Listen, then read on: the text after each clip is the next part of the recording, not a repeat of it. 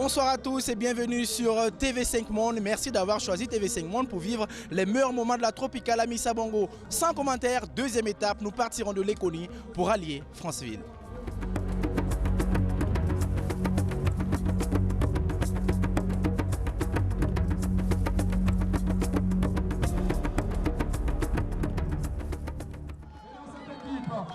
C'est dans l'est du Haut-Togoé que la caravane à Missa Bongo a pris ses marques aujourd'hui.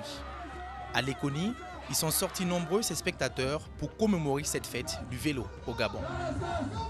Une ambiance plutôt modérée dans le camp des coureurs burkinabés qui vont être obligés de continuer le tour sans un de leurs leaders, Harouna Ilboudo, maillot jaune du Tour du Faso 2016.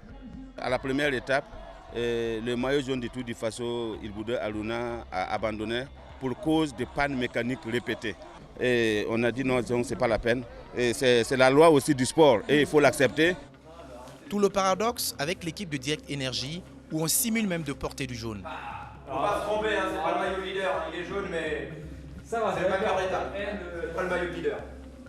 Tony Hurel de Delco, qui a 7 secondes du maillot jaune, peaufine bien sa stratégie. On va voir comment Marseille va défendre le maillot et puis on va essayer de miser sur une arrivée massive avec Johan, moi et pourquoi pas faire une course de mouvement dans le final avec l'arrivée difficile à Franceville. Michael Aristi, le maillot jaune, a plutôt bonne mine pour attaquer la plus courte étape de la Tropicale. Pour 98 km à parcourir, pas de round d'observation. Les Africains sont les premiers sur les échappées avec le Marocain Abelwash en tête. Le peloton qui veille réussit à les rattraper. Mais au kilomètre 10, l'Éthiopien Temael Bereket profite pour sortir tout seul. Derrière, 17 coureurs attaquent. 17, parmi lesquels on retrouve l'Érythréen Abtom qui prend les devants de la course. Il est suivi à toute vitesse par Sobal de MCC. Abtom arrive tout de même premier au deuxième point chaud à Bongoville. Aujourd'hui, c'est une étape courte, de 98 km. Donc avec cette échappée, on peut remporter la course. 4 coureurs réussissent à rattraper l'Érythréen.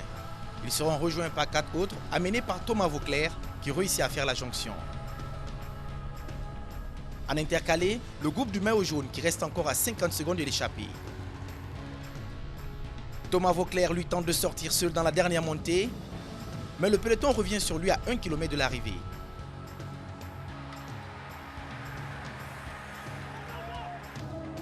Et finalement, c'est son coéquipier Tony Hurel qui gagne l'étape au sprint devant Michael Aristi. On avait chacun notre chance, c'était 3 dans le même temps pour Général. On a envoyé Thomas Vauclair à l'avant, on a fait comment 100% lui. Et voilà, malheureusement, elle a été revue dans le dernier kilomètre. Moi, il ne fallait pas que je lâche la roue du maillot jaune. Je savais que je pouvais être plus rapide que lui et voilà, aujourd'hui j'arrive à la sauter, donc c'est une belle revanche par rapport à hier. Au classement, Michael Aristi conserve le maillot jaune avec une seconde d'avance sur le vainqueur de l'étape, Tony Hurel. Le premier Africain, Meron Abraham, descend lui à la 8e place. Quand on parle du Gabon, on parle aussi de production de café.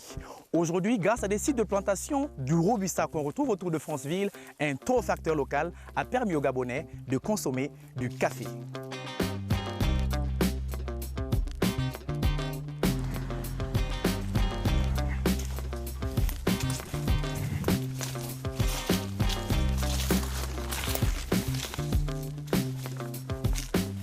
Bonjour.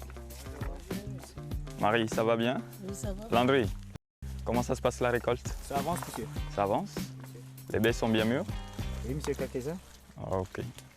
Ici, nous sommes sur la plantation de Kiri. Nous sommes à 3 km de Kélé. Donc c'est une plantation mise en place en 2000 avec des hybrides d'origine de Côte d'Ivoire. Aujourd'hui, nous faisons du café exclusivement biologique. C'est du café bio, sans utilisation d'engrais chimiques ou de pesticides. Au niveau du Gabon, nous avons 2 campagnes de récolte. Une campagne de récolte qui démarre en mi-février, qui va s'étendre sur 1 mois. Et la deuxième campagne commencera vers mi-mai. Donc actuellement, nous sommes à l'étape de la petite campagne de récolte de café.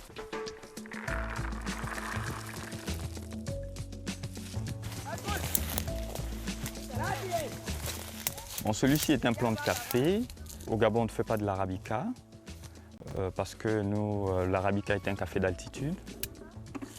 Et donc, nous, ici, on ne fait que du robusta.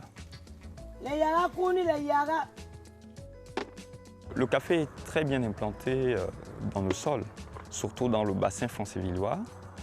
Il y a déjà une longue histoire de la culture du café depuis la coloniale qui se perdure jusqu'à présent.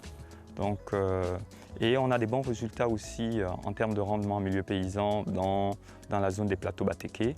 Donc on peut dire que c'est une plante qui est véritablement intégrée dans le système agraire gabonais.